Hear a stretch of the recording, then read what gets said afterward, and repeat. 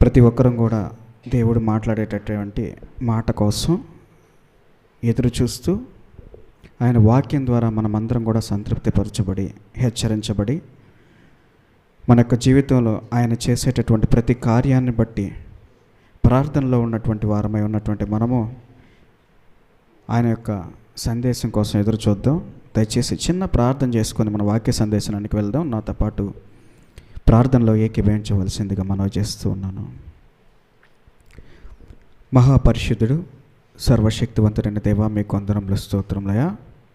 ఈ మధ్యాహ్న కాల సమయంలో ప్రభువా, మీ మాట కోసం ఎదురు చూస్తున్నటువంటి ప్రతి బిడ్డతోనూ నాయన మీరు మాట్లాడమని, వారి జీవితములతో నాయన ముడిపడి ఉన్నటువంటి మీ బంధాన్ని కూర్చి ప్రభువా జ్ఞాపకం చేసుకున్నటకు వచ్చి ఉన్నటువంటి ప్రతి కుటుంబాన్ని బట్టి ప్రార్థిస్తున్నాను దేవా.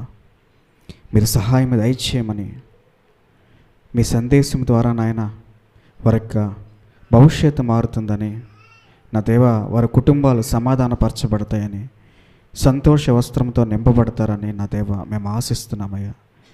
నా మాటల ద్వారా కాదు కానీ పరలోకపు మీ వాక్యం ద్వారా నాయన మేమందరం సంతృప్తిపరచబడినట్లుగా సహాయం దయచేయమని ప్రార్థిస్తూ నజరేయుడైనటువంటి యేసు పరిశుద్ధ నామములో అడిగి వేడుకుంటున్నాను నా ప్రియ పరలోకపు తండ్రి, ఆమేన్.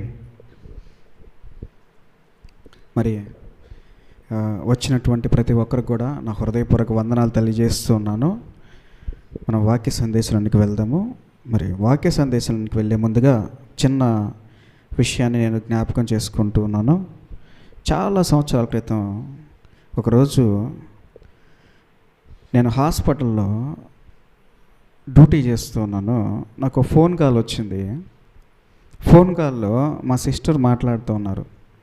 ఏం మాట్లాడుతున్నారంటే, మా సిస్టర్కి ఒక చిన్న గాయం అయింది ఈ లిప్ మీద, పెదవి మీద. దానికి కుట్లేసి పన్ను డ్యామేజ్ అయితే దాన్ని రిపేర్ చేసి ఇట్లా చేస్తున్నారు. అది దాదాపు ఒక 7-8 డేస్ అట్లా అయ్యింది. అయిన తర్వాత నన్ను ఫోన్లో అడుగుతూ ఉన్నారు, ఇది మానట్లేదు, నాకు రాయిలాగా గట్టిగా ఉంది, ఎందుకు మానట్లేదని అడుగుతున్నారు. నేను మామూలుగా నాకు ఎప్పుడో చదువుకొని ఉంటాం కదా, టక్కన ఏదన్నా అడిగితే ఎట్లా చెప్పగలం. మనం డాక్టర్ అయినా కూడా మనకి అన్ని పుస్తకాలు చదివినా కూడా టక్కన దానికి సమాధానం చెప్పలేము. అది తీసి చదువుకుంటే తప్ప జనరల్గా మనకి అవగాహన ఉండదు. గట్టిగా అడుగుతూ ఉంది, నన్ను కోపంగా గట్టిగా అడుగుతూ ఉంది. అడిగినప్పుడు నేను సమాధానం కరెక్ట్గా చెప్పలేకపోయిన తర్వాత కొంచెం బాధ వేసింది నాకు. గట్టిగా అడుగుతుంది, నేను సమాధానం చెప్పలేకున్నాను, నాకు తెలియదని చెప్పాను అని చెప్పేసి నేను కొంచెం బాధపడినట్టుగా, మనసు కొంచెం నొచ్చుకున్నట్టుగా అనిపించింది. సరే అని చెప్పి నేను 10-10:30 అట్లా అయింది. ఊరికి అట్లా హాస్పిటల్లో పడుకున్నాను. ఒక స్వరం వినపడుతుంది నాకు. స్టేజ్ ఆఫ్ గ్రాన్యులేషన్ అనే పదం వినపడతా ఉంది. నా నోటితో పలికిస్తున్నాడు ఒక ఆయన ఆ పదాన్ని. ఏంటది? Stage of granulation. టక్కన మెలకు వచ్చింది. స్టేజ్ ఆఫ్ గ్రాన్యులేషన్ ఏంటి అని ఆలోచించి అరే నేను ఈ స్టేజ్ ఆఫ్ గ్రాన్యులేషన్ అనేది హీలింగ్లో ఒక స్టేజ్ కదా, చర్మం అతుక్కునేటటువంటి స్టేజెస్లో ఒక స్టేజ్. అది మానేటటువంటి గాయం తగిలిన తర్వాత మానేటటువంటి స్టేజెస్లో ఒక స్టేజ్ గ్రాన్యులేషన్ స్టేజ్ అనేది. అరే ఈ పదము ఇందాక మా అక్క అడిగిన దానికి మ్యాచ్ అవుతూ ఉంది, కొమ్మదీసి ఇదేనా అడిగిందని చెప్పి నేను ఇంటర్నెట్లో సెర్చ్ చేసినప్పుడు సేమ్ అదే 7-8 డేస్ ఏదైతే మా అక్క క్వశ్చన్ అడిగిందో ఆ క్వశ్చన్కి ఆన్సర్ అదే. నాకు విచిత్రం అనిపించింది. నేను మాట్లాడినటువంటి విషయము, మా అక్కతో మాట్లాడినటువంటి విషయం నా పక్కన ఎవరు లేరు, ఎవరు వింటున్నారు, దీనికి ఎవరు సమాధానం చెప్తున్నారు, ఎవరు దీనికి సమాధానం చెప్పినటువంటి వ్యక్తి, అంత చిన్న విషయాలకు కూడా సమాధానం ఎలా దొరుకుతుంది? గంటలు ప్రార్థన చేసినా, గంటలు ఉపవాసాలు ఉండి రోజుల పాటు వెతికినా దొరకనటువంటి చిన్న విషయాలకి సమాధానం ఎందుకు దొరుకుతుంది అని ఒక ప్రశ్న ఏర్పడింది నాకు. ఇలా కొద్ది రోజులు పోయిన తర్వాత హాస్పిటల్లో కార్ పార్కింగ్ చేసి ఒక దగ్గర ఇది సేఫ్ ప్లేసా కాదా అని ఆలోచించుకుంటూ ఉంటే మళ్ళీ నాకు ఒక స్వరం వినపడుతూ ఉంది. ఏమనంటే ఆ కార్ని కొంచెం కిందకి తీసుకొచ్చి పెట్టు అని. ఏమని? కారు పార్కింగ్ చేశాను కదా, ఆ కార్ని కొంచెం వెనక్కి జరిపి పెడితే సరిపోతుంది అనే ఒక స్వరం వినపడతా ఉంది. కార్ని వెనక్కి జరిపి పెట్టడం ఏంటి అని చెప్పి నేను కారు దగ్గరికి వెళ్ళి చూస్తే అక్కడ ఒక పక్కన ఒక ఆటో పెట్టున్నారు. ఆ ఆటో కొంచెం ఇబ్బందికరంగా ఉంది, అదేదో కొంచెం అటు ఇటు మూవ్ అయ్యేటట్టుగా ఉందన్నమాట. సో నేను ఆ కారుని తీసుకొచ్చి కొంచెం వెనక్కి పెట్టినప్పుడు నాకు కరెక్ట్ ప్లేస్గా అది అనిపించింది. అంటే కారు పెట్టడానికి కూడా నేను ఇబ్బంది పడ్డాను. చాలా చిన్న విషయాలు ఇవన్నీ, అంటే లైఫ్ థ్రెటనింగ్ సన్నివేశాలు కాదు, ప్రాణాపాయమైనటువంటి సన్నివేశాలు కాదు ఇవి. చిన్న చిన్న వాయిసెస్ నాకు వినపడుతూ ఉన్నాయి. అట్లాగే కొన్ని రోజుల తర్వాత కుబేరులు కొంతమంది ఒక నౌకని దర్శించడానికి ఒక పెద్ద మహాసముద్రంలోనికి వెళ్ళారు. వాళ్ళు కోట్ల ఆస్తి కలిగినటువంటి వాళ్ళు, ఎప్పుడో మునిగిపోయినటువంటి నౌక టైటానిక్ ఓడ అని వినుంటారు మీరు కూడా. ఆ ఓడను దర్శించడానికి కోట్ల రూపాయలు ఖర్చు పెట్టి సముద్రంలోనికి వెళ్ళారు. ఎక్కడికి?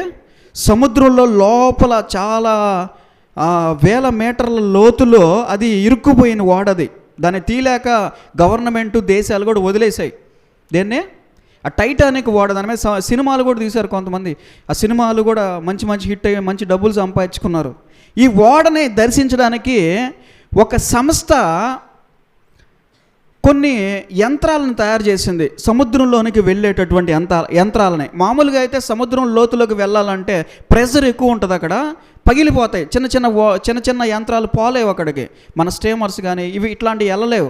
ఒక సంస్థ తయారు చేసినటువంటి ఒక స్పెషల్ ఎక్విప్మెంట్, ఒక స్పెషల్ పరికరం అది. దాంట్లో కూర్చొని మాత్రమే వెళ్ళగలము. దానికి గ్లాస్ ఉంటుంది, బయటికి ఇట్లా చూస్తే సముద్రంలో ఉండేటటువంటి అన్నీ కూడా చాలా క్లియర్గా కనపడతాయి. దానికి వెళ్ళాలంటే కోట్ల రూపాయలు ఖర్చు అవుతుంది, ఆ లోపలికి వెళ్ళాలంటే, దాన్ని వాడుకొని వెళ్ళాలంటే. అట్లాంటి ఓడల్లో బాగా డబ్బున్నటువంటి ఒక 5-6 మంది, అలాగే ఆ తయారు చేసినటువంటి ఆ సంస్థ అధిపతి, ఆ యంత్రాన్ని తయారు చేసినటువంటి అధిపతి, వీళ్ళందరూ కలిసి ఆ లోపల ఉన్నటువంటి మునిగిపోయినటువంటి ఓడను చూడడానికి లోపలికి వెళ్ళారు. అయితే దురదృష్టవశాత్తు ఏమైందంటే లోపలికి వెళ్ళిన తర్వాత వాళ్ళు అదృశ్యం అయిపోయారు. ఏమైపోయారు? మాయమైపోయారు. వాళ్ళకి ఏమైందో కూడా తెలియలేదు. లోపలికి వెళ్ళారు, వస్తారని వెయిట్ చేస్తున్నారు. 24 గంటలు పడుతుంది, 6 గంటలు పడుతుంది, 24 అవర్స్ తర్వాత వస్తారు, 48 అవర్స్ పడుతుంది. ఇట్లా బయట రకరకాలుగా ఇంజనీర్స్ ఉంటారు కదా, దానికి సంబంధించినటువంటి వాళ్ళందరూ కూడా దాని గురించి ఆలోచిస్తూ ఉంటే అది రావట్లేదు. ఎంతసేపటికి అసలు మాయమైపోయింది, ఒక్క ముక్క కూడా దొరకలేదు. ఏమైంది? ఆ పరికరం లేదు, మనుషులు లేరు, ఆ ఒట్టి తాడు మాత్రం పైకి వచ్చేసింది. ఏమైంది? ఇది ఊడిపోయిందా, లేకపోతే వాళ్ళు ఏదైనా సేఫ్గా వేరే ప్లేస్లో ఏమన్నా ల్యాండ్ అయిపోయి పక్కకి వెళ్ళిపోయారా? ఇట్లా ఆలోచిస్తూ ఉన్నారు. ఎక్కడ ఏ మీడియాలో చూసినా వీళ్ళకి సంబంధించినటువంటి సమాచారం, వీళ్ళకి సంబంధించినటువంటి విషయాలు, వాళ్ళ ఫోటోలు, వాళ్ళు చేసినటువంటి గొప్ప ఇన్వెన్షన్స్లో వీటి గురించి వేస్తూ ఉన్నారు. నేను అది చూసి ఏమయ్యారు ఇల్లు అని చెప్పేసి ఆశ్చర్యపడి ఆలోచిస్తూ అట్లా పడుకుంటే నాకు ఒక పెద్ద సౌండ్ వినిపించింది. ఆ సౌండ్ ఎట్లా ఉందంటే టక్ అనేటువంటి పెద్ద ప్రెజర్తో బెలూన్ పేలితే ఎట్లా సౌండ్ వస్తుందో అట్లాంటి సౌండ్ వినిపించింది. దగ్గర లేచి కూర్చున్నా నేను. ఏమైంది సౌండ్, ఇంతలా సౌండ్ ఏంది, ఎంత ప్రెజర్తో వచ్చిన సౌండ్ ఏంటి అని చెప్పి ఆలోచిస్తే అది పేలిపోయినటువంటి సౌండ్ నాకు వినిపించాడు ఆయన. ఎవరు? నా దగ్గర ఉన్నటువంటి వ్యక్తి. ఇవన్నీ ఎందుకు చెప్తున్నానంటే మీకు, మనం ఇప్పుడు ధ్యానించబోయేటటువంటి ఈ యొక్క వాక్యానికి వీటికి చిన్న సంబంధం ఉంది. సో దాని గురించి నేను మీకు దీని గురించి చెప్పాల్సి వస్తూ ఉంది. అంటే మన దగ్గర ఉన్నటువంటి వ్యక్తి మనము ఆలోచించేటటువంటి ప్రతి ఆలోచనను గురించినటువంటి సంభాషణను ఎరిగినటువంటి వాడై ఉన్నాడు. అలాగే మనము ఆలోచించేటటువంటి ప్రతి సమస్యను కూడా ఆయన సమాధానం ఇవ్వగలిగేటటువంటి వ్యక్తి అయి ఉన్నాడు. ఈ చిన్న చిన్న విషయాల గురించి మనం ఆలోచిస్తూ ఉన్నప్పుడు ఈ చిన్న చిన్న విషయాలు కూడా దేవుడు గమనిస్తాడా అంటే గమనిస్తాడు. ఆయన ప్రతి విషయాన్ని గురించి ఆలోచించేటటువంటి వాడై ఉన్నాడు, ప్రతి విషయాన్ని గురించి చర్చించేటటువంటి వాడై ఉన్నాడు. కాబట్టి మీకు నేను కొన్ని విషయాలు చెప్పడానికి ప్రయత్నం చేస్తున్నాను. మరి బైబిల్ గ్రంథాన్ని ఓపెన్ చేసినట్లయితే కొంతమంది చిన్నపిల్లల్ని ఆయన దగ్గరికి తీసుకొచ్చి వారి గురించి మాట్లాడుతున్నటువంటి ఒక చిన్న సందర్భం మనకు కనపడుతుంది బైబిల్ గ్రంథంలో. అయితే ఆ సందర్భంలో అక్కడ ఉన్నటువంటి వాళ్ళందరూ ఆ చిన్నపిల్లల్ని ఎందుకు ఆయన దగ్గరికి తీసుకొస్తూ ఉన్నారు, ఆయన ఎందుకు విసిగిస్తూ ఉన్నారు మీరు అని చెప్పేసి అడుగుతూ ఉన్నప్పుడు ఆయన అంటూ ఉన్నాడు, మీరు ఈ చిన్న పిల్లని వాని వలె మారితే తప్ప పరలోక రాజ్యంలోనికి ప్రవేశించడము అసాధ్యము అంటూ ఒక చిన్న మాటను కూడా అక్కడ పలికినట్టుగా మనకు కనపడుతుంది. ఆ మాట ఏంటంటే, ఈ చిన్న పిల్లల వారికి కాపలా ఉన్నటువంటి దేవదూతలు దేవుని యొద్ద నుంచి వచ్చినటువంటి వారై ఉన్నారు. వారు ఎల్లప్పుడూ కూడా నా తండ్రి యొక్క ముఖమును చూస్తూ నా తండ్రిని ఆరాధించేటటువంటి వారై ఉన్నారు అని కనపడుతూ ఉంటుంది. మరి నిజానికి చిన్నపిల్లల చుట్టూ మాత్రమే దేవదూతలు ఉంటారా, మరి పెద్దవాళ్ళతో చుట్టూ ఉండరా, మన చుట్టూ ఉండరా దేవదూతలు అంటే మన చుట్టూ కూడా ఉంటారు దేవదూతలు. మరి ఆదికాండం 32వ అధ్యాయము 1-2 వచనాలు ఒకసారి చూస్తారా?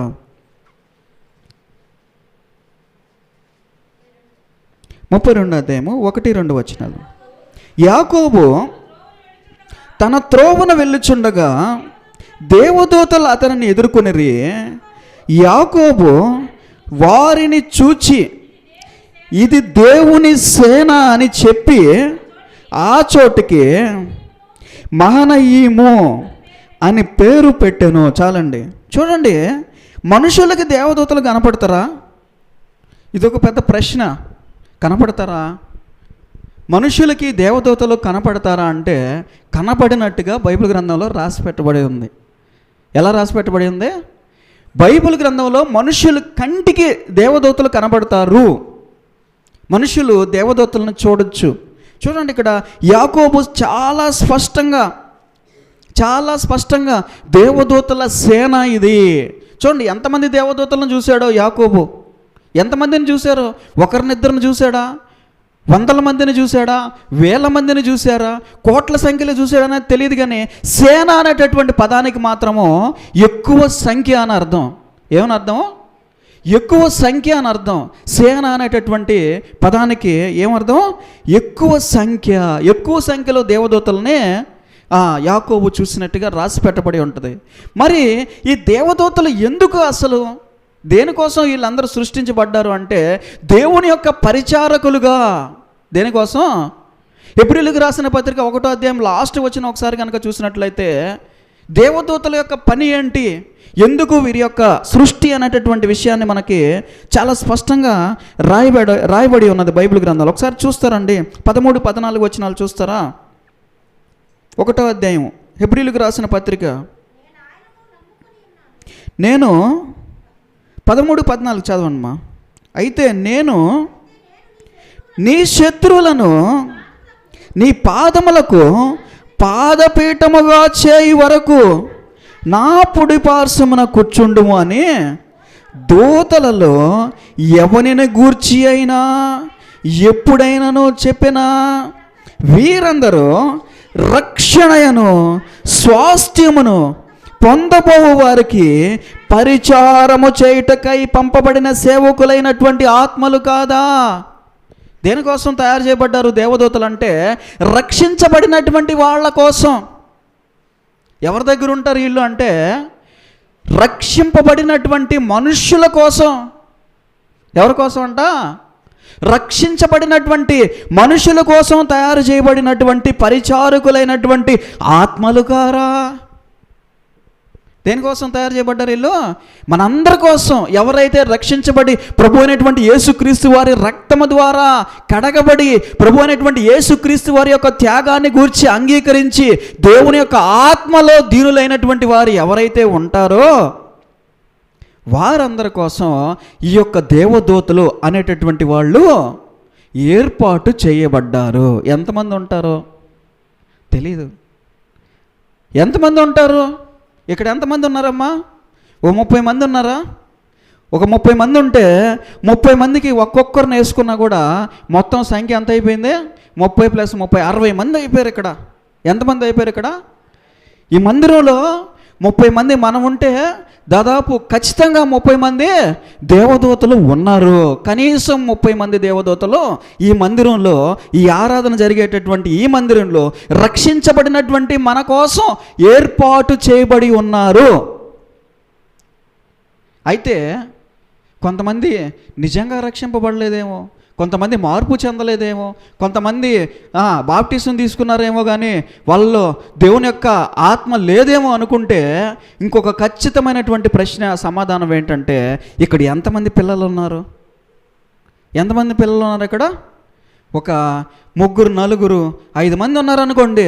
ఈ 5 మందికి మాత్రం ఖచ్చితంగా దేవదూతలు అనేవాళ్ళు ఉన్నారు అని బైబిల్ గ్రంథం తెలియజేస్తుంది. చూసారా? మరి మరొక విషయాన్ని గురించి మనం ధ్యానం చేద్దాం బైబిల్ గ్రంథంలో నుంచి. మరి కీర్తన గ్రంథం 91 అధ్యాయము 11 12 వచనాలు ఒకసారి చూస్తారండి. కీర్తన గ్రంథం 91 11 12 వచనాలు ఒకసారి చూస్తారా?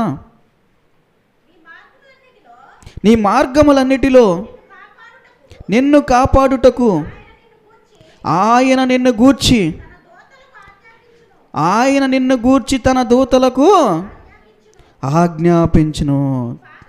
మీ పాదములకు రాయి తగలకుండా వారు నిన్ను తమ చేతుల మీద ఎత్తి పట్టుకొందురు. చూడండి, ఏం చేస్తారంట వాళ్ళు? మన పాదములకు రాయి అయినా కూడా తగలకుండా. చూడండి, దేవుని యొక్క సామ్రాజ్యం, దేవుని యొక్క సైన్య సమూహాల గురించి ఇంతకుముందు నేను మాట్లాడాను. దేవుని యొక్క సైన్య సమూహాల్లో భాగంగా దేవదూతలు కూడా ఉన్నారు. దేవుని యొక్క సైన్య సమూహాల్లో భాగంగా సూర్యచంద్ర నక్షత్రములతో పాటుగా ఆకాశము, భూమి, చంద్రమండలం, నక్షత్ర మండలాలతో పాటుగా ఎవరున్నారు? దేవదూతలు కూడా ఉన్నారు. ఆటోమేటిక్గా కార్యాలు జరిగిపోతాయిలే, దేవుడికి ఆయన నోటి మాట ప్రకారంగా సమస్తం జరిగిపోతుందిలే, దేవదూతల అవసరం ఏముంది అని అనుకుంటున్నామేమో మనము అని ఆయన క్లియర్గా చాలా వివరంగా రాసి పెట్టాడు. ఏమనంటే, దేవదూతలు అనేటటువంటి వాళ్ళ యొక్క కార్యములు కొన్ని ఉన్నాయి. వారు మీకు పరిచారకులుగా నేను ఏర్పాటు చేశాను వాళ్ళని. దేనికోసం? రక్షించబడుతున్నటువంటి మీకు పరిచారకులుగా నేను వారిని ఏర్పాటు చేశాను. మత్తయి సువార్త 18 అధ్యాయము 1 2 3 వచనాలు ఒకసారి చూస్తారా?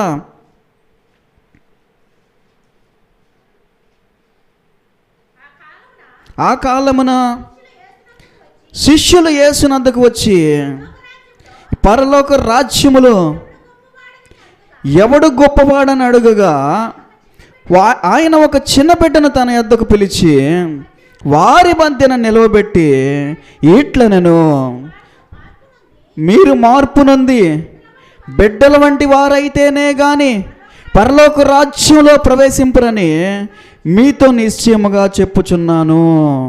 చదవండి.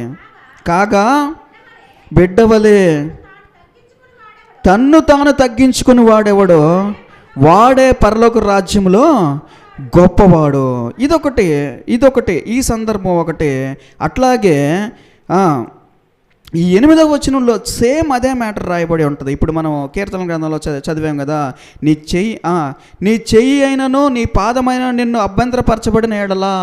చూడండి, ఈ మ్యాటర్కి ఆ మ్యాటర్కి నేను లింక్ చేయడానికి ప్రయత్నం చేస్తాను. ఇక్కడ దేవుడు ఏమంటున్నాడంటే, చిన్న పిల్లల వలె మనము మార్పు చెందాలా. ఎలా మార్పు చెందాలి? చిన్న పిల్లల వలె మార్పు చెందినట్లు మనము మార్పు చెందినప్పుడు, అప్పుడు దేవుడు మనకి దేవదూతల్ని, చిన్నపిల్లలకి ఏ విధంగా అయితే దేవదూతల్ని ఆయన ఏర్పాటు చేసి వాళ్ళకి ఎలాంటి ఇబ్బంది అయినను కలగకుండానట్లుగా ఆయన వారిని కాపాడి రక్షిస్తున్నాడో, అలాగే మనల్ని అందరినీ కూడా ఆయన కాపాడి రక్షిస్తానని చెప్తున్నాడు. తర్వాత ఇక్కడ ఈ అభ్యంతరాలు ఏంటి? ఈ అభ్యంతరాల గురించి నేను సెకండ్ పాయింట్లోకి వెళ్తున్నాను. ఇప్పుడు వరకు చదివింది ఏంటి మనం అంటే, దేవదూతలు మనకు తోడుగా ఉన్నారు అని మనం నమ్మాలి, ఉన్నారు కూడా. అలాగే చిన్నపిల్లలు అనేటటువంటి వాళ్ళకు కూడా ఆయన దేవదూతలను తోడుగా పెట్టున్నాడని చదివాము. రెండవది, పరలోక రాజ్యానికి సంబంధించినటువంటి ఒక చిన్న మ్యాటర్ గురించి మనం డిస్కస్ చేద్దాము. పరలోక రాజ్యం అంటే మీకు తెలుసు కదా. ఏంటి పరలోక రాజ్యం అంటే? చెప్పండి. ఇంతకుముందు 1.5 గంట చెప్పున్నా నేను పరలోక రాజ్యం అంటే ఏంటని. ఏంటి పరలోక రాజ్యం అంటే? యోహాను ఏం చెప్పాడు? పరలోక రాజ్యము సమీపించి ఉన్నది, మీరందరూ మారు మనసు నొంది పశ్చాత్తాపం పొంది బాప్టిజం పొంది దానిలోనికి ప్రవేశించండి అని చెప్పాడు యోహాను. తర్వాత యేసుప్రభు ఏం చెప్పాడు, మీరు ఇక్కడ జరిగేటటువంటి కార్యాలన్నీ నిజంగా జరుగుతున్నాయి, ఈ అద్భుతాలు అని కనుక నమ్మినట్లయితే, పోయిన వారం మనం డిస్కస్ చేసాం, నమ్మినట్లయితే పరలోక రాజ్యము సమీపించి ఉన్నది, పరలోక రాజ్యం మీ యొద్ద ఉన్నది అని మీరు నమ్మండి అని రెండో మాట చెప్పాడు. మూడో దగ్గరికి వచ్చి ఏం ప్రకటిస్తున్నాడు, పరలోక రాజ్యము ఇదిగో ఇక్కడ ఉన్నది, అదిగో అక్కడ ఉన్నది అని చెప్పలేం, కానీ అది మొత్తం విస్తరించి ఉన్నది, భూమి మీద మొత్తం విస్తరించి ఉన్నది అని ఆయన స్పష్టంగా తెలియజేశాడు. మరి పరలోక రాజ్యం అంటే ఏంటి ఇప్పుడు చెప్పండి? ఇప్పుడు పరలోక రాజ్యం అంటే ఏంటి? మరొక దగ్గర ఏం చెప్పాడంటే, పరలోక రాజ్యము యోహాను మొదలుకొని ఇప్పటి వరకు బలాత్కారుల చేత బంధింపబడుచున్నది అని మాట్లాడాడు. ఏమని మాట్లాడాడు? బలాత్కారుల చేత బంధింపబడి ఉన్నది. వీటన్నిటికీ మనం ఇప్పుడు అర్థం చూద్దాము. ఒక్కసారి మత్తయి సువార్త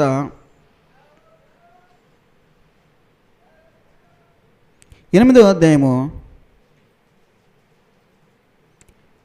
11వ వచనం నుంచి, అనేకులు తూర్పు నుండి పడమట నుండి వచ్చి అబ్రహాముతో కూడాను, ఇస్సాకుతో కూడాను, యాకోబుతో కూడాను పరలోక రాజ్యమందు కూర్చుందురు గాని రాజ్య సంబంధులు వెలుపటి చీకటిలోనికి త్రోయబడుదురు, అక్కడ ఏడ్పును పండ్లు కొరుకుటయు ఉండునని మీతో చెప్పుచున్నాను. నేను చూడండి, నేను చెప్పినటువంటి ఆ వాక్యానికి ఇప్పుడు ఈ వాక్యానికి కొంచెం లింక్ చేయడానికి ట్రై చేస్తాను. అట్లాగే మత్తయి సువార్త 11వ అధ్యాయం 11వ వచనం ఒకసారి చదవండి. స్త్రీలు కనిన వారిలో బాప్తిస్మమిచ్చి యోహాను కంటే గొప్పవాడు పుట్టలేదని నిశ్చయముగా మీతో చెప్పుచున్నాను. అయినను పరలోక రాజ్యములో అల్పుడైన వాడు అతని కంటే గొప్పవాడు. ఏంటి దీనికి అర్థము?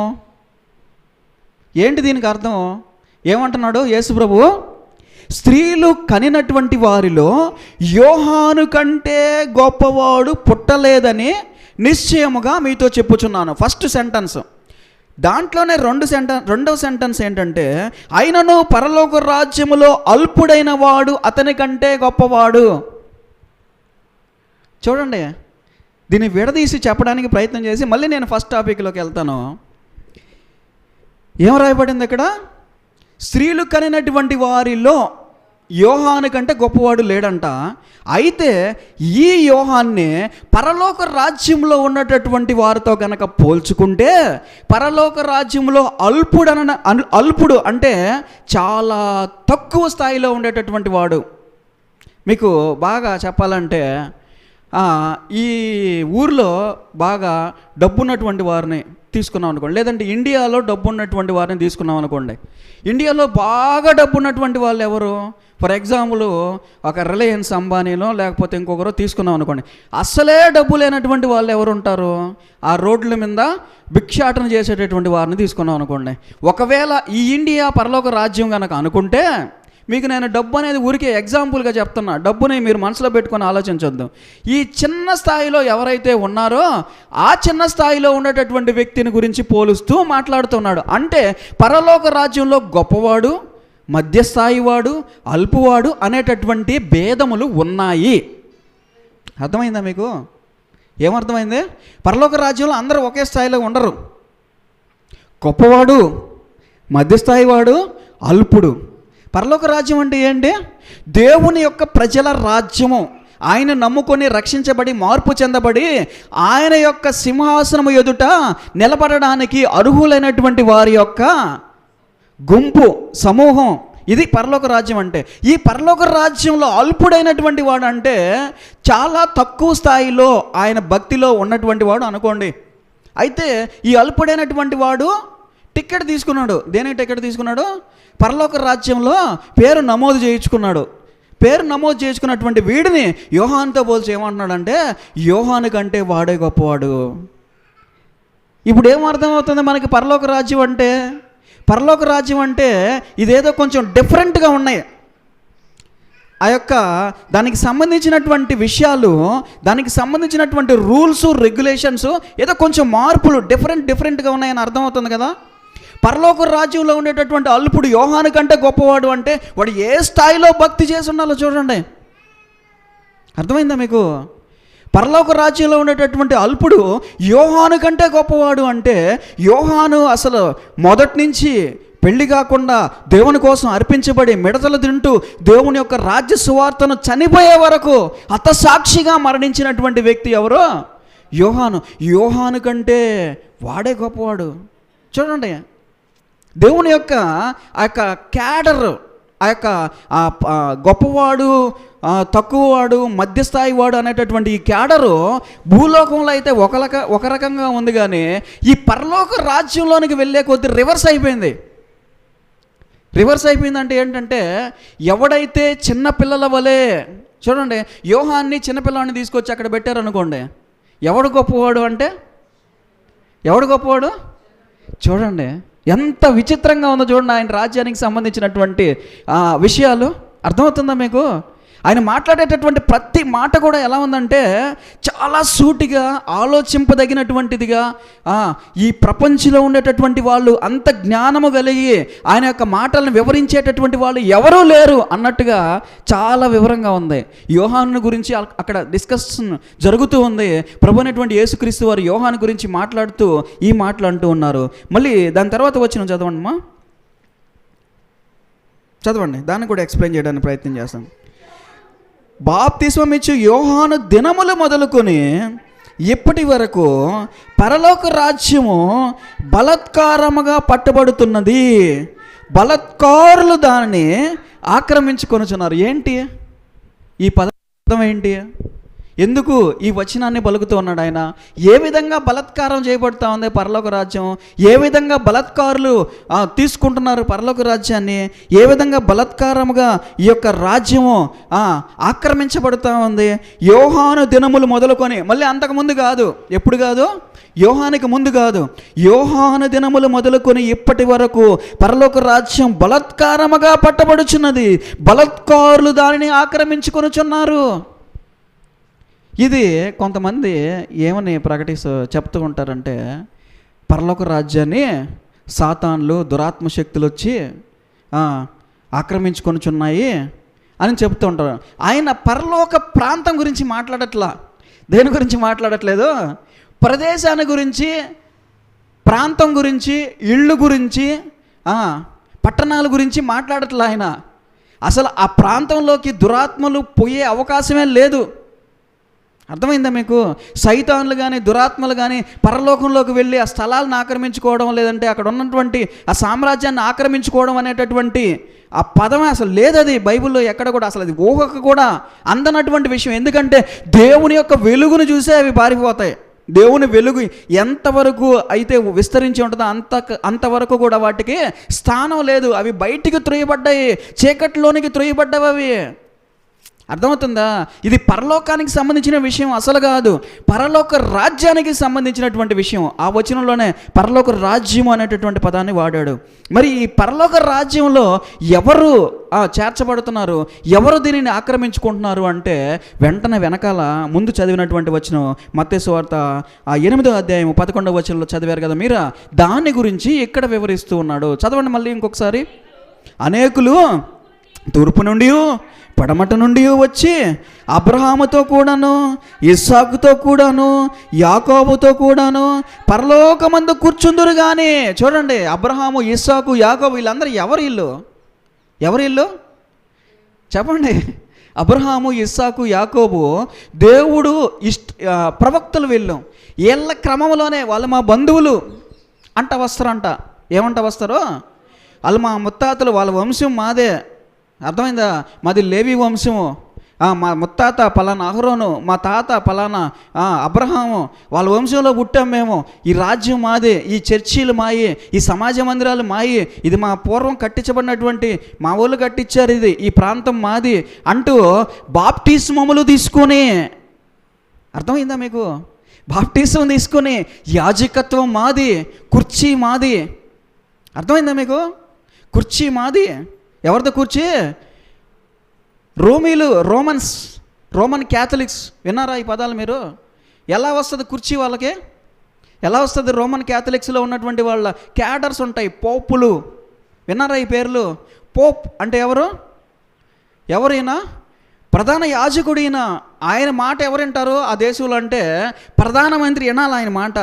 ఎవరు వినాలి? అప్పటి నుంచి కూడా సిలువ వేయాలంటే ఒక వ్యక్తిని ముందు సమాజ మందిరంలోకి వెళ్ళి తీర్పు జరుగుతుంది. తర్వాత ఎక్కడికి తీసుకొస్తారు? మంత్రులు రాజుల దగ్గర తీసుకొస్తారు. అక్కడ ఆ సన్హెడ్రిన్ చట్టాలను పట్టుకొని మళ్ళీ విచారణ చేస్తారు. మళ్ళీ ఏమైనా డౌట్ వస్తే మళ్ళీ మీరు సమాజ మందిరంలోకి వెళ్ళి మళ్ళీ విచారణ చేసుకొని మళ్ళీ రండి అంటారు. ఇట్లా ఇప్పటికీ కూడా పోపులు అనేటటువంటి వాళ్ళు ఉన్నారు. వాళ్ళల్లో ఎలా జరుగుతుందంటే, ఒకడు చనిపోయాడంటే వాళ్ళ కుమారుల్లో నుంచి, వాళ్ళ కుమారుల్లో నుంచి, వాళ్ళ బంధువుల్లో నుంచి, వాళ్ళ బంధువుల్లో నుంచి వెళ్ళి ఎక్కడ కూర్చోవాలి చెప్పండి? ఎక్కడ కూర్చోవాలి? సింహాసనం మీద కూర్చోవాలి. వాడికి బైబిల్ తెలుసా అంటే మనకు తెలియదు, వాడికి తెలుసో లేదు. వాడు నిత్యంగా పశ్చాత్తాపం పొంది దేవుని యొక్క రక్తాన్ని వాడు స్వీకరించి బాప్టిజం పొంది మార్పు చెందున్నాడా వాడు ఆ కూర్చోబోయేవాడు అంటే నో ఐడియా, తెలియదు మనకి. వాళ్ళు ఏం చేస్తున్నారు? బలవంతంగా ఏం చేస్తున్నారు? బలవంతంగా హ్యాండిల్ చేస్తున్నారు. ఎవరిని? క్రైస్తవుల్ని. ఎవరిని హ్యాండిల్ చేస్తున్నారు వాళ్ళు? వాళ్ళ చేతిలో ఎవరున్నారు తెలుసా మీకు? మార్పు చెంది దేవుని యొద్దకు వచ్చినటువంటి జాతి ప్రజలు ఉన్నారు వాళ్ళ దగ్గర. కొన్ని కోట్ల మంది, లక్షల మంది ఆ ప్రాంతం యూరోపియన్ కంట్రీస్ తీసుకుంటే మార్పు చెందినటువంటి క్రైస్తవులు 100 మంది వాళ్ళ దగ్గరికి వెళ్ళి ఏం చేస్తున్నారు? ఆ యొక్క సంస్థలో చేర్చబడుతున్నారు. నిజంగా మార్పు చెందినటువంటి వాళ్ళు అక్కడ కూర్చొని ఉన్నారు. వీళ్ళు మార్పు చెందారా అంటే తెలీదు. ఇప్పుడు వీళ్ళు ఏం చేస్తున్నట్టు బలవంతంగా పట్టుకుంటున్నారు. దేన్నే? దేవుని యొక్క ప్రజలని బలవంతంగా పట్టుకుంటున్నారు. దేవుని యొక్క ప్రజల్ని. మా వాళ్ళు వీళ్ళు, మీరు తీసుకెళ్ళడానికి లేదు. మా జాతి ప్రజలు వీళ్ళు, మా చర్చికే రావాలి. ఇక్కడ ప్రతి ఒక్కడు పన్ను కట్టాలి. ఇక్కడ ప్రతి ఒక్కడు బాప్టిజం తీసుకొని ఈ నెల చందాలు కట్టాలి. ఇట్లా రకరకాలుగా అయినటువంటి పన్నులు, చట్టాలు ఆ దేశంలో ఉన్నాయి. అర్థమైందా మీకు? కాబట్టి వీళ్ళు ఏం చేస్తున్నారంటే దేవుని ప్రజలను బలవంతంగా పట్టుకుంటూ ఉన్నారు. బలవంతంగా వాళ్ళు దూరి ఆ అధికారాన్ని తీసుకుంటూ ఉంటున్నారు. అయితే దేవుడు అంటున్నాడు, నేను యాకోబు సంతతి వాడిని, నేను అబ్రహాము సంతతి వాడిని, నేను ఇస్సాకు సంతతి వాడిని అని చెప్పి వాళ్ళ వరుస క్రమంలో వచ్చి అక్కడ కూర్చుంటారు. కానీ వాళ్ళు లాస్ట్గా పోయేటటువంటి ప్రదేశం ఏంటో తెలుసా? పండ్లు కొరికేటటువంటి నరకాగ్నిలోనికి వాళ్ళు నేను త్రోసివేస్తాను. అర్థమైందా? అధికారాన్ని తీసుకున్నారేమో, మతంతో పాటు ఆ గోత్రంలో పుట్టాం మేమని చెప్పేసి అధికారాన్ని చలాయించడానికి ముందుకు వస్తున్నారేమో. అర్థమైందా మీకు? అధికారాన్ని చలాయించడానికి వాళ్ళకి అర్హత ఉందేమో, కానీ దేవుని రాజ్యంలో ప్రవేశించి ఆయన సింహాసనం ఎదుట కూర్చొని ఉండే అర్హత వాళ్ళకి లేదు. అర్థమైందా? కాబట్టి దేవుడు ఎవరిని కోరుకుంటున్నాడంటే, దేవుడు ఎవరిని ఆశిస్తున్నాడంటే చిన్న పిల్లవాని వలె. ఎలా ఉండాలంట? చిన్న పిల్లవాని వలె. అప్పుడే పుట్టినటువంటి పిల్లలకి ఏమైనా తెలుసా? వాళ్ళకి ఏం తెలియదు వాళ్ళకి. అలా ఉన్నప్పుడు ఆయన పరలోక రాజ్యంలో వారిని చేర్చుకొని వాళ్ళకి క్యాడర్స్ ఇస్తున్నాడు. ఏమిస్తున్నాడు? క్యాడర్స్. ఉన్నతమైన వాడు, మధ్యస్థాయి వాడు, అల్పుడైనటువంటి వాడు పరలోక రాజ్యంలో. చూడండి, అందరూ ఒకటి కాదు. పరలోక రాజ్యంలో రకరకాలైనటువంటి క్యాడర్స్ అక్కడ మనకి కనిపిస్తూ ఉంటాయి. అట్లాగే మత్తయి సువార్త 13వ వచనం ఒకసారి చూస్తారండి. 13వ అధ్యాయము 36వ వచనం. మత్తయి సువార్త 13వ అధ్యాయము 36వ వచనం నుంచి. అప్పుడు ఆయన జన సమూహములను పంపివేసి ఇంటిలోనికి వెళ్ళగా ఆయన శిష్యులు ఆయన యొద్దకు వచ్చి పొలముల్లోనే గురుగులను గూర్చిన ఉపమాన భావము మాకు తెలియజెప్పమనిరి.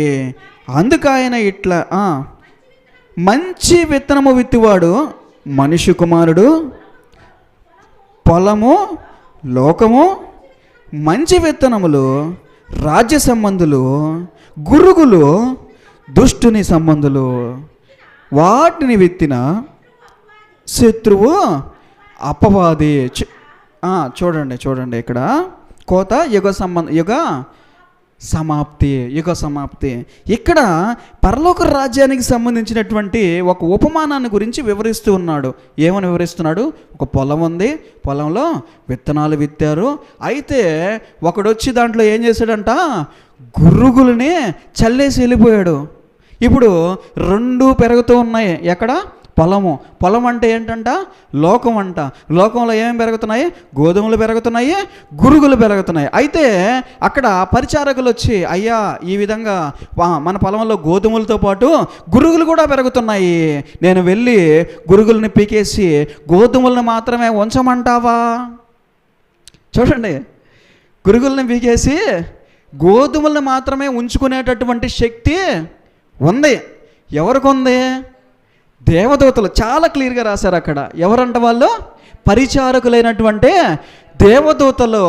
ఏం చేయగలరు? వీళ్ళకు ఉన్నటువంటి శక్తితో గురుగుల్ని పీకి బయట పారేసేటటువంటి శక్తి వీళ్ళకు ఉంది. ఎవరికి ఉంది?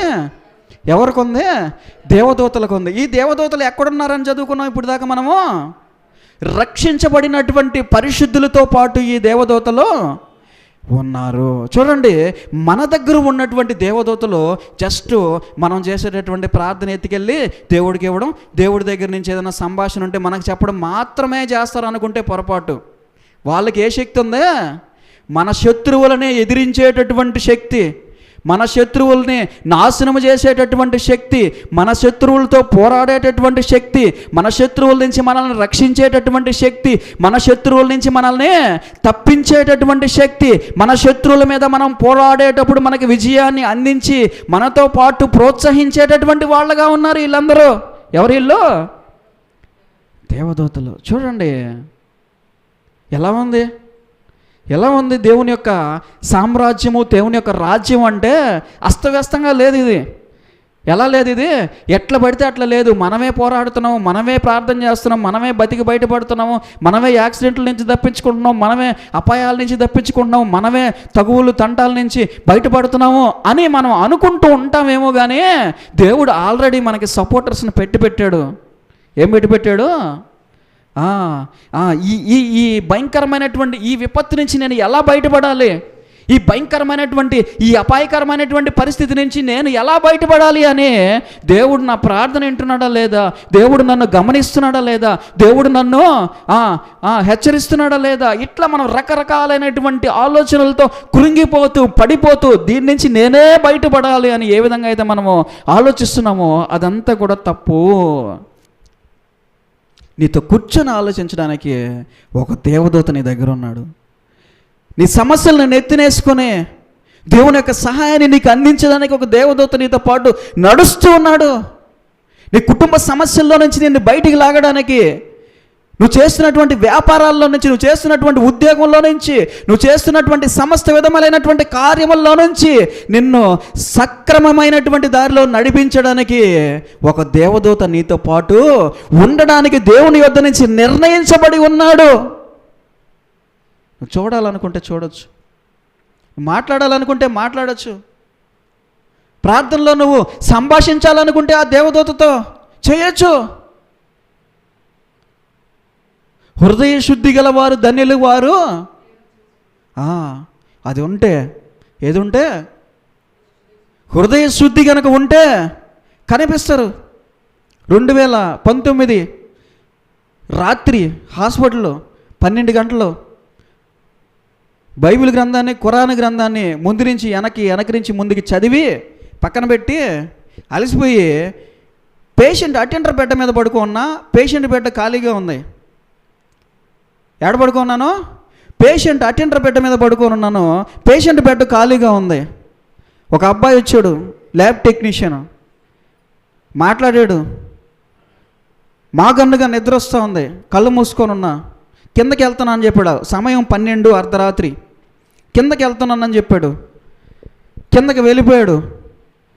వీడు వెళ్ళాడా లేదా అని చిన్న అనుమానం వచ్చింది. మాగన్ను నిద్రలో ఉన్నా, కళ్ళు తెరిచి చూసా, ఎదురుగా కూర్చోన్నాడు, స్పష్టంగా చూసా. నిద్ర కాదు, మత్తు కాదు, కళ్ళతో చూసా. నువ్వు వెళ్ళలేదా అని పైకి లేచి ఇట్లా టచ్ అయిపోతే పైనుంచి ఇట్లా మంచు కరిగిపోయినట్లుగా తల నుంచి కాళ్ళ వరకు నా కళ్ళ ముందు కరిగిపోయాడు. గుండె వేగం పెరిగింది, టెన్షన్ వచ్చింది, నిద్ర మొత్తం ఎగిరిపోయింది. వెళ్ళి ఆ మంచం అంతా దౌడా, ఏమైనా తగులుతుందేమో చేతికని. రాత్రి 12:15 ఆ టైము. మంచం అంతా దౌడా, ఏమైనా తగులుతుందేమో చేతికి. ఇది నిజంగా నేను చూశానా, నాకేమన్నా ఒక హాలుసినేషనా అని, నిద్రలో ఏమన్నా నేను కలగన్నానంటే కాదు, కళ్ళ కనిపించాడు. 1.5 సెకండ్ పాటు నేను పైకి లేచేంత వరకు కూడా నాకు ఆ బొమ్మ కనపడుతూనే ఉంది. చూడండి, దేవునితో మాట్లాడాలనుకుంటే మాట్లాడచ్చు.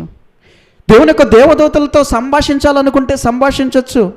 యాకోబు దేవదూతల సేన అనేటటువంటి దేవదూతలను చూశాడు ఆ ప్రాంతంలో. ఆ ప్రాంతానికి ఒక పేరు పెట్టాడు, పరిశుద్ధమైనటువంటి స్థలం ఇదని దాన్ని నమ్మాడు. అలాగే దేవుడు దేవదూతలను మీకు పరిచారకులుగా ఇచ్చి ఉన్నానని ఆయన స్పష్టంగా తెలియజేస్తూ ఉన్నాడు. చూడండి, ఇంకొక 2 వచనాలు నేను బైబిల్ గ్రంథంలో నుంచి ధ్యానం చేసి ముగించడానికి ప్రయత్నం చేస్తాను.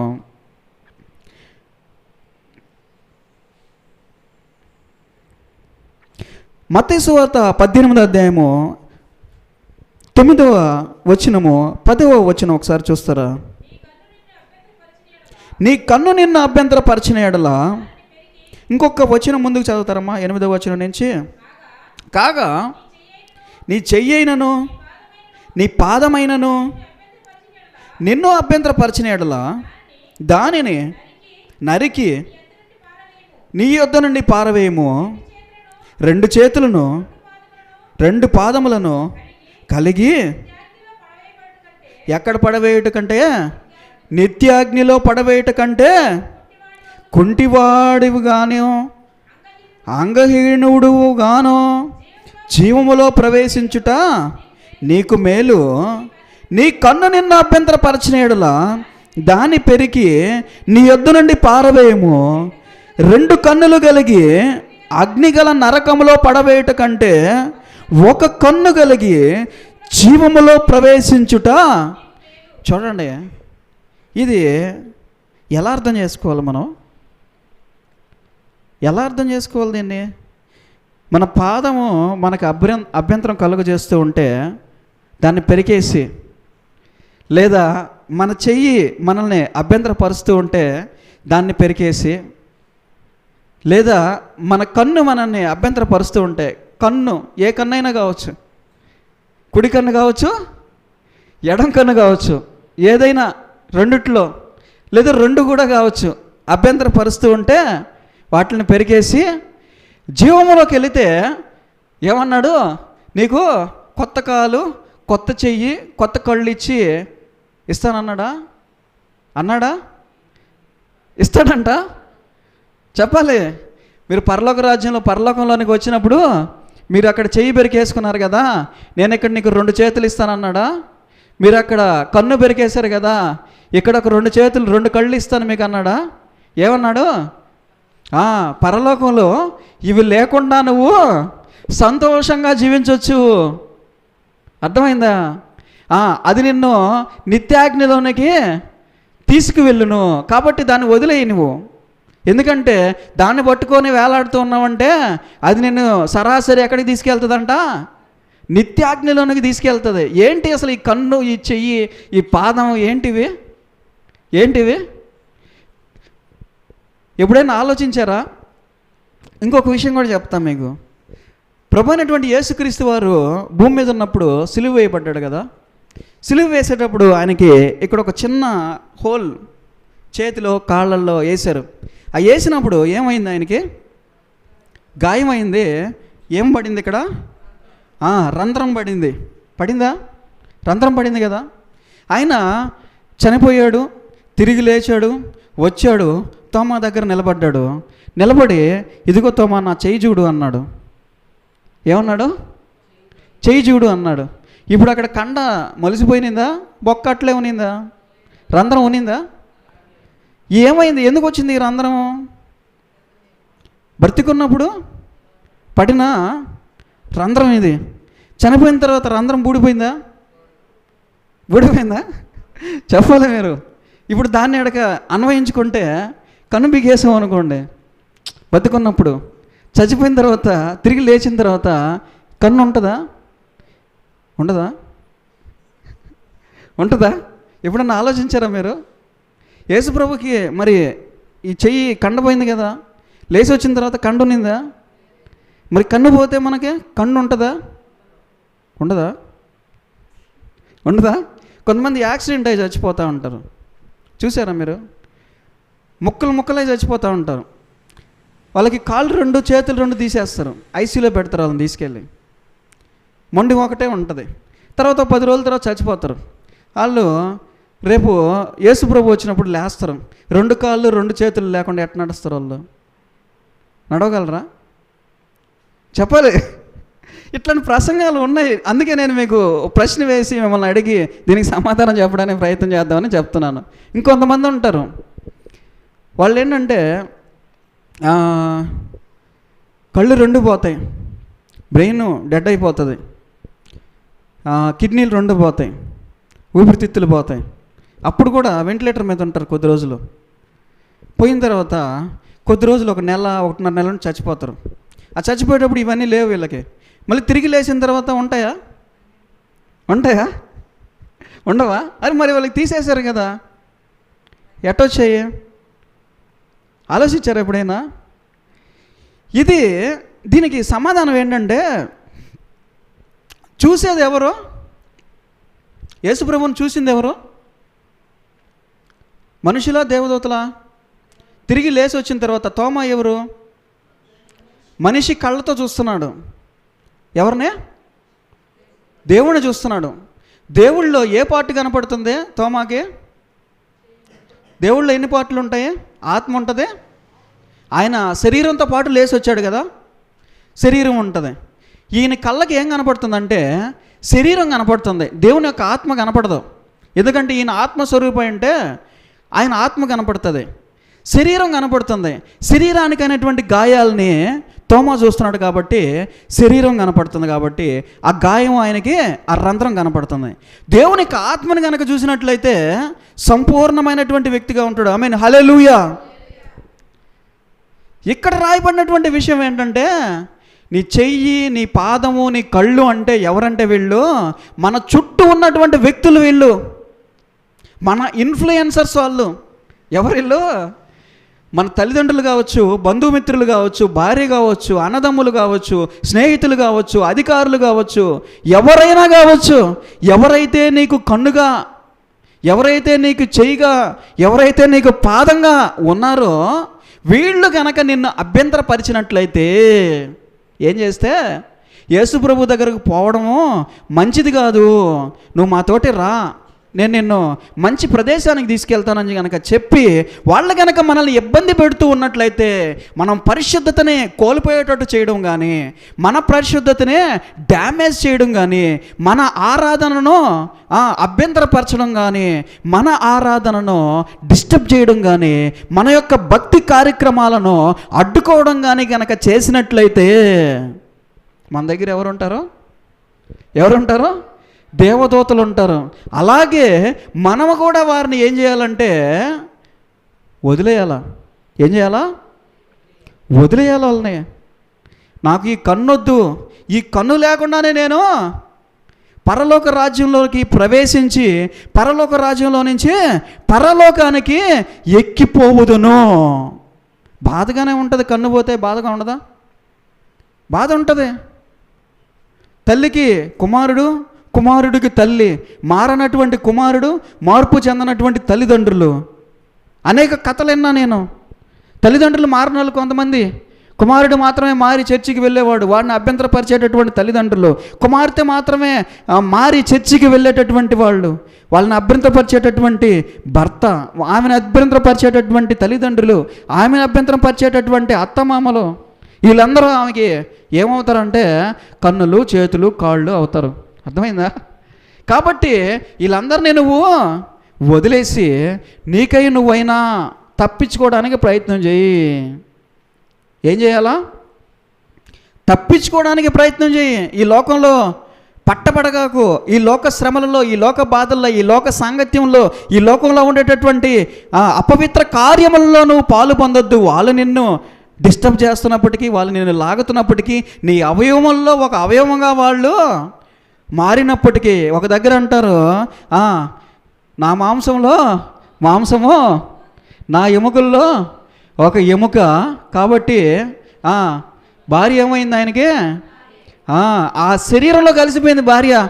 ఎవరి శరీరంలో కలిసిపోయింది? ఆదాము యొక్క శరీరంలో కలిసిపోయింది. ఎవరు? అవ్వ. ఇప్పుడు శరీరంలో ఒక భాగం ఆమె. ఎముక కావచ్చు, లేకపోతే మాంసం కావచ్చు, కన్ను కావచ్చు, చెయ్యి కావచ్చు, పాదం కావచ్చు, ఏదైనా కూడా ఆమె ఎవరు? ఒక భాగం. ఒకవేళ ఆమె కనుక ఆదాముని అభ్యంతరపరిచి ఉన్నట్లయితే, అభ్యంతరపరిచింది, పరచలేదని చెప్పట్లేదు, ఏం తీసుకొచ్చి అభ్యంతరపరిచింది? పండు తీసుకొచ్చి అభ్యంతరపరిచింది. అప్పుడు ఏమనాలా? ఆయన లాగి పక్కన పడేయాలా కన్నుని. ఏం చేయాలా? కళ్ళు కదా అభ్యంతరపరిచింది. ఆమె ఒకవేళ కన్ను కనుక అయి ఉంటే నువ్వు పక్కకు పో అనాలి. కానీ అలా జరగలేదు. ఆయన ఏమన్నాడు? నా కన్నుని నేను ఎలా, నా పాదాన్ని నేను ఎలా, నా చేతిని నేను ఎలా తొలగించవలేను అన్నాడు. సమయం అయిపోయింది కాబట్టి ముగించడానికి ప్రయత్నం చేస్తున్నాను. మరి ఇలా అనేక కళ్ళు మనకు అతుక్కొని ఉంటాయి, అనేక పాదాలు మనకు అతుక్కొని ఉంటాయి, అనేక చేతులు మనకు అతుక్కొని ఉంటాయి. కాబట్టి వీటన్నిటిని మనము అవసరమైన వరకు మార్చడానికి ప్రయత్నం చేయాలా. మారకపోతే వదిలేసి మనకై మనమైనా తప్పించుకొని ఈ దొంగ ఊబిలో నుంచి బయటికి రావడానికి ప్రయత్నం చేయాలని బైబిల్ గ్రంథం తెలియజేస్తుంది. కాబట్టి మనం ఏం చదువుకుందాం అంటే, ఈరోజు దేవదూతలు మనతో ఉన్నారు. మనం చిన్న విషయాలకి భయపడాల్సిన అవసరం లేదు. చిన్న చిన్న ఇబ్బందులు కలిగినప్పుడు జంకవలసినటువంటి అవసరం అంతకన్నా లేదు. మనతో పాటు నడుస్తూ ఉన్నప్పుడు, మనం కూర్చుంటున్నప్పుడు, మనం లేస్తూ ఉన్నప్పుడు, మనం ఈ యొక్క సమాజంలో తిరుగుతూ ఉన్నప్పుడు, ఎవరితోనా మాట్లాడుతూ ఉన్నప్పుడు, అధికారులతోనైతేనేమి, శత్రువులతోనైతేనేమి, ఎక్కడికి వెళ్ళి నువ్వు నిలబడి మాట్లాడుతూ ఉన్నా కూడా నీకు సహాయం చేసేటటువంటి పరిచారకులు నీకు ఆల్రెడీ ఆయన ఏర్పాటు చేసి ఉన్నాడు. ఎందుకంటే నువ్వు రక్షించబడినటువంటి వ్యక్తివి కాబట్టి. అలాగే దేవదూతలు అనబడేటటువంటి వీరు నిన్ను చివరి వరకు కూడా వదిలిపెట్టకుండా మీతోనే ఉంటారు అని ఒక వాగ్దానం చేసి ఉన్నాడు. అలాగే పరలోక రాజ్యంలోనికి ప్రవేశించేటటువంటి వాళ్ళు ఎలా ఉండాలంట? చిన్న పిల్లల వలె మార్పు చెంది ఉంటే తప్ప మరి వారు పరలోక రాజ్యంలోనికి ప్రవేశింపనేరరు అని మాట్లాడాడు. అలాగే మరొక లాస్ట్ విషయం ఇప్పుడు మనం చదువుకున్నాం కదా, ఏంటది? మనము పరలోక రాజ్యంలోనికి వెళ్ళాలంటే అన్ని జాగ్రత్తలు తీసుకొని వెళ్ళాలి. కన్ను అయితేనేమి, పాదం అయితేనేమి, చెయ్యి అయితేనేమి, ఏదైనా మనల్ని లాగి నిత్యాగ్నిలోనికి తోసేసేటటువంటి ప్రమాదం ఉంది. కాబట్టి వీటన్నిటిని మనం వదిలిపెట్టి ముందుకు వెళ్ళాలని తెలియజేస్తున్నాడు. కాబట్టి సమయం అయిపోయింది కాబట్టి ఈ వాక్య సందేశాన్ని నేను ముగిస్తున్నాను. వాక్యాన్ని దేవుడు దీవించి ఆశీర్వదించును గాక. తల వంచినట్లయితే మనము చివరి ప్రార్థన చేసుకొని ఈ యొక్క ఆరాధన కార్యక్రమాన్ని ముగించుకుందాం. మహాపరిశుద్ధుడు, సర్వోన్నతుడు, శక్తివంతుడైన దేవా, మీ కొందరములు స్తోత్రములయ్యా. ఇదిగో ఎంతవరకు ప్రభా పరలోక రాజ్య సంబంధమైనటువంటి అనేక విషయాలను ప్రభా మేము విన్నామయ్యా. మీ నోటి ద్వారా నాయన మీరు మాట్లాడినటువంటి ప్రతి మాట నాయన ధ్యానిస్తున్నాం నా దేవా. ఇదిగో మా చుట్టూ కూడా నాయన మీ యొక్క దేవదూతలు అనేటటువంటి పరిచారకులు ఉన్నారని నా దేవా మేము నమ్ముచున్నామయ్యా. ఇదిగో మాకందరికీ కూడా మీరు ఏర్పాటు చేసినటువంటి ఈ పరిచారకులను బట్టి నాయన మేము సంతోషిస్తున్నాం నాయన. ఇదిగో మిమ్మల్ని ఇంకా అధికముగా నాయన స్తుతిస్తున్నాం నా దేవా. ఇదిగో నాయన మా ప్రతి సమస్యలోనూ, ప్రతి విధమైనటువంటి బాధలోనూ, ప్రతి విధమైనటువంటి వ్యాధిలోనూ నాయన నీ సహాయాన్ని పొందుకుంటూ మీరు ఏర్పాటు చేసినటువంటి ఈ దేవదూతలను బట్టి ప్రభువా ఇదిగో నాయన ఇంకా మిమ్మల్ని అధికముగా స్తుతిస్తున్నాం నా దేవా. ఇదిగో నాయన మేము చేయాల్సినటువంటి ప్రతి కార్యమును నాయన, జరగవలసినటువంటి ప్రతి పనిని నాయన మేము మా హృదయంలో ఉంచుకొని దాని చిత్త ప్రకారంగా ప్రతి విషయంలోనూ నాయన మిమ్మల్ని ప్రార్థించి అడిగి వేడుకొని నా దేవా దాని ప్రకారంగా జరిగించుటకు సహాయం దయచేయమని ప్రార్థిస్తున్నాం ప్రభువా. అలాగే వచ్చినటువంటి ప్రతి బిడ్డను బట్టి ప్రార్థిస్తున్నానయ్యా. వారి వ్యాపారములను బట్టి నాయన, ఇదిగో నాయన వారు చేస్తున్నటువంటి నాయన గుంటలైతేనేమే ప్రభా, ఇదిగో నాయన వారు చేస్తున్నటువంటి నాయన సమస్త విధములైనటువంటి నాయన ప్రతి విషయంలోనూ కార్యముల్లోనూ ప్రభా మీరు తోడుగా ఉండి నాయన వాతావరణమును అనుకూలపరిచి ప్రభా, ఇదిగో నాయన వారి ప్రార్థిస్తున్నప్పుడు ప్రభా మీ దేవదూతల ద్వారా సహాయం అందించమని ప్రార్థిస్తున్నాను నా దేవా. అంతేకాదు ప్రభా, ఇదిగో నాయన అనారోగ్యంతో ఉన్నటువంటి బిడ్డలను బట్టి, ఈ గ్రామంలో నివసిస్తున్నటువంటి ప్రతి కుటుంబమును బట్టి మేము ప్రార్థిస్తున్నామయ్యా. కన్నీటితో నాయన మిమ్మల్ని వేడుకుంటున్నాం నా దేవా. వారందరినీ నాయన మీరు లేపండి, ఇదిగో నాయన సహాయం దయచేయండి. ఇదిగో నాయన వెనక నుంచి నాయన బలమును శక్తిని దయచేసి నాయన నిజమైనటువంటి వెలుగులో నడుచుటకు సహాయం దయచేయమని ప్రార్థిస్తున్నాను నా దేవా. ఇదిగో ప్రతి విషయంలోనూ నాయన మేళ్ళైనది మేము పొందుకున్నట్లు మీరు మాకు సహాయమును దయచేయమని, నిజమైనటువంటి త్రోవలో నడుచున్నట్లు మా కళ్ళు తెరిపించమని ప్రార్థిస్తూ నజరేయుడైనటువంటి యేసు పరిశుద్ధ నామములో అడిగి వేడుకుంటున్నాను నా ప్రియ పరలోకపు తండ్రి, ఆమేన్. పరలోక ప్రార్థన చేసుకుందాం. పరలోకమందున్న మా తండ్రి, నీ నామం పరిశుద్ధపరచబడిన గాక, మీ రాజ్యం వచ్చిన గాక, మీ చిత్తం పరలోకమందు ఎలాగో అలాగే భూమి అయినంతటా నెరవేరిన గాక. మాకు కావాల్సిన అందిన ఆత్మీయ ఆహారం మాకు దయచేయండి. మా రుణస్తులు మేము క్షమించిన ప్రకారం మరణంలో మీరు క్షమించండి. మమ్మల్ని శోధనలోకి తక్కిన కీనుడి తప్పించండి. ఎందుకంటే రాజ్యము, బలము, మహిమ, శక్తి సర్వం నిరంతరం ఉన్న మీరే ఉన్నారు దేవా. ఆమేన్. ఆశీర్వాదం మన తండ్రి అని దేవుని, ఆయన కుమారుడైన యేసుక్రీస్తు వారి కృప, పరిశుద్ధ ఆత్మదేవుని సహవాసం కూడి వచ్చినటువంటి ప్రతి బిడ్డకును, వారి కుటుంబంలోకును, సార్వత్రిక సంఘానికి ఆయన రాకడ పర్యంతరం వరకు తోడై నిలిచి ఉండును గాక. ఆమేన్. హల్లెలూయా.